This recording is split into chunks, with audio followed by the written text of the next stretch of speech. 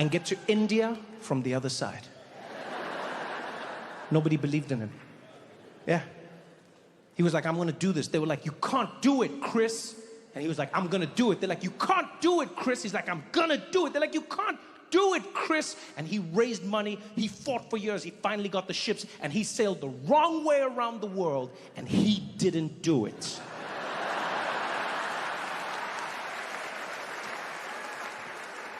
Not only did he not land on the other side of India, he found himself in a place called the Caribbean, and he was like, this is India.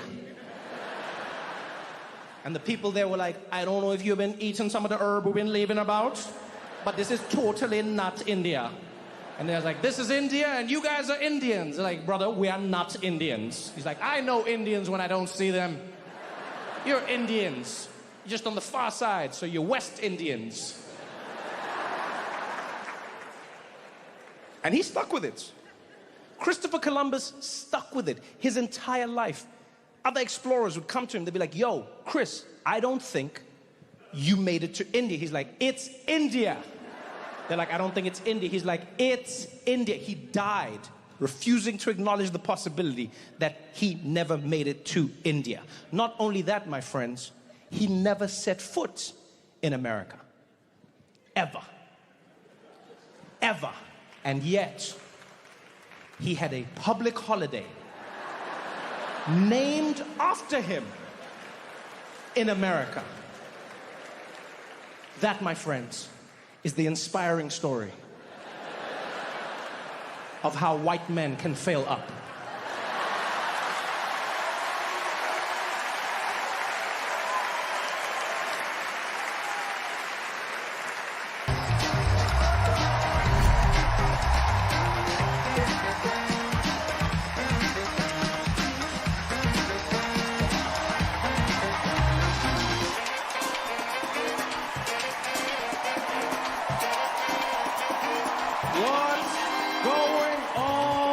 Detroit. Oh, how you doing tonight, everybody? How you doing? Welcome to the show. Thank you so much for coming out. Look at this. What a night. What a feeling. Here we are, Detroit, Michigan. We made it. I've really been enjoying it. I'm enjoying everywhere, to be honest. I'm having more fun in my life now than I think I've ever had. I'm enjoying America more now than I've ever enjoyed it. Every day. I don't even know what it is. I think, you know what I think it's, you enjoy a place differently when it might be ending, you know? It just has like a different feeling to it. It's just like, what does that taste? The final season? Because you never know with America. You really never know. Every day is the best day and possibly the last day. I'm having an amazing time. I truly am. This year was such a blessing because I got to travel around the world doing shows in places I'd never performed before, places I've always wanted to do comedy. I've always wanted to try it out. You know, did shows in Berlin, Germany for the first time ever. That was really amazing. I won't lie, people freaked me out. People freaked me out before I went there. Like similar to Detroit, you know, when people are like, oh, watch out, Detroit, watch out, Detroit. You know, like people were like that with Germany as well.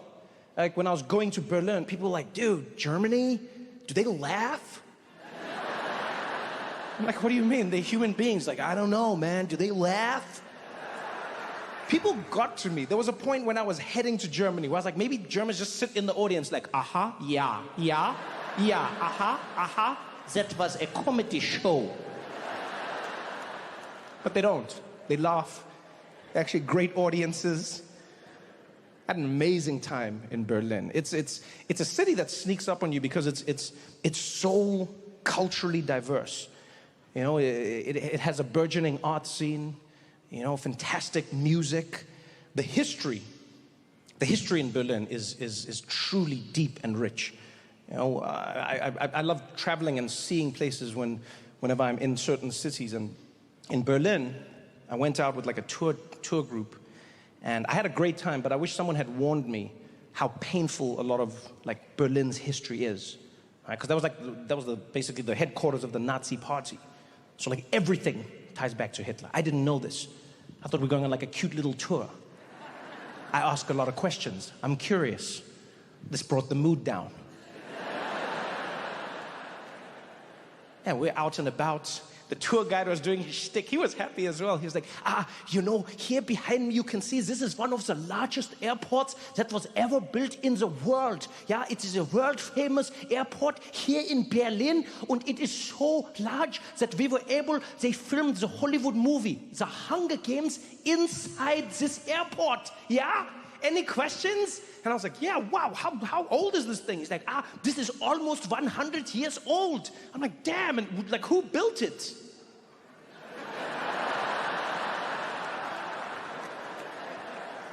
Yeah, that is the unfortunate part of the story. This airport was built by Hitler. I could see I'd messed things up. I tried to bring the mood up. I was like, which Hitler? He's like, which Hitler? Which other Hitler is there? I was like, could be Henry Hitler. Henry Hitler? Who the hell is Henry Hitler? I was like, you don't know Henry Hitler? It didn't work. Like, yo, man. It was tense, but it was good. And what I mean by good is it was nice to be in a place where people don't bury their history. You know? And what I mean by that...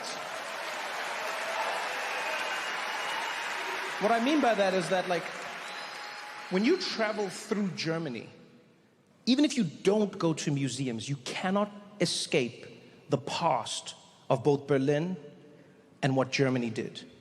You know, there are monuments scattered throughout the city, prominent monuments. They're memorializing what Germany did to millions of Jewish people and millions of other people around the world. You see it, you understand it, they talk about it. You know, they teach their kids about it. They teach children in school. They're like, hey, this is what Germany did. They make sure they know. But they don't make them feel guilty about it, which is a pretty amazing balance for them to strike, you know? They'll say to the kids, they're like, hey, kids, I hope you understand. Germany did this. You're not responsible because you weren't there. However, because you're the future of Germany, it's your responsibility to make sure this doesn't happen again.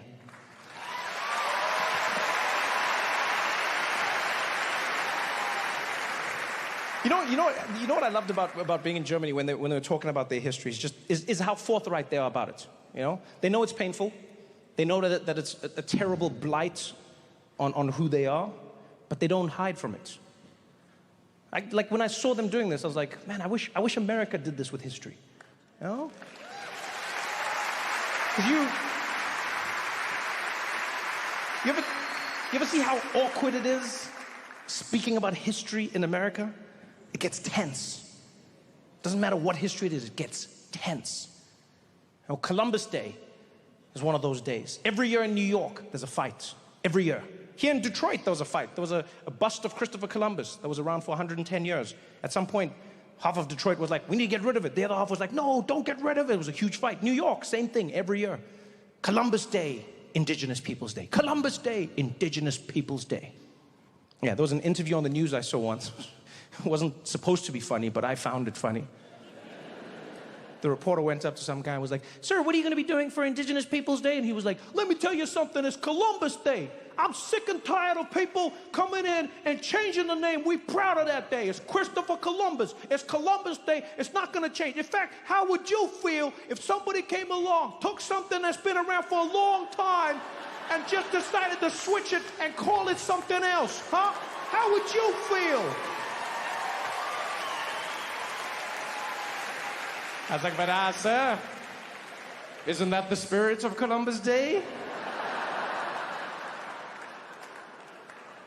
I'll be honest, I'm not a big fan of Indigenous Peoples Day, the title. I don't like it. I think it's a cop-out. I don't think it's specific enough. It's lazy. You know, Indigenous Peoples Day. Which Indigenous people? Where? How? Give me something, you know? You know what I liked about Columbus Day? Is that it was specific. Yeah. It was a specific, inspiring story of a man by the name Christopher Columbus, who believed against all odds that he could sail the wrong way around the world and get to India from the other side. Nobody believed in him. Yeah. He was like, I'm gonna do this. They were like, you can't do it, Chris. And he was like, I'm gonna do it. They're like, you can't do it, Chris. He's like, I'm gonna do it. They're like, you can't do it, Chris. And he raised money. He fought for years. He finally got the ships, and he sailed the wrong way around the world, and he didn't do it.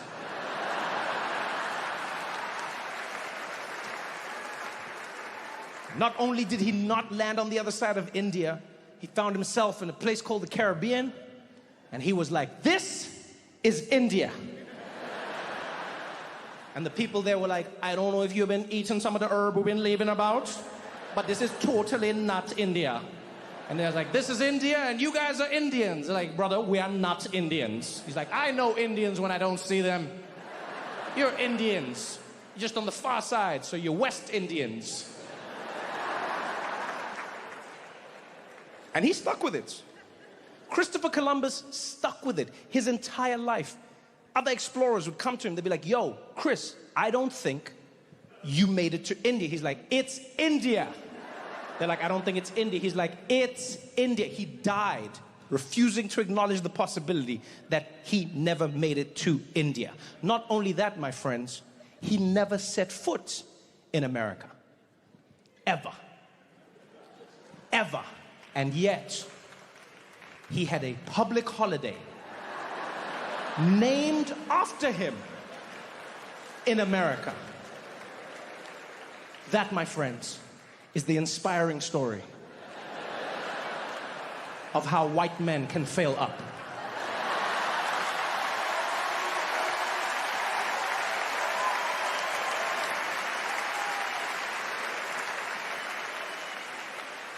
You know how much confidence you have to pull that off?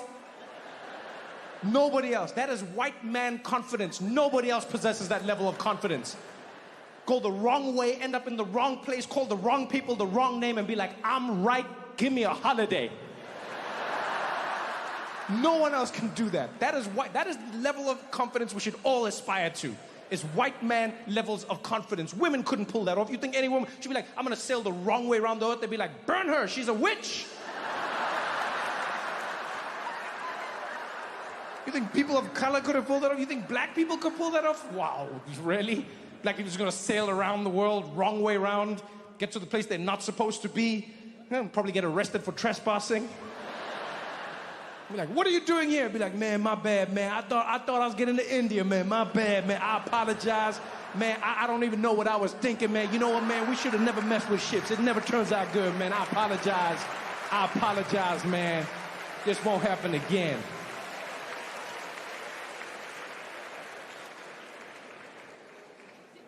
Why would you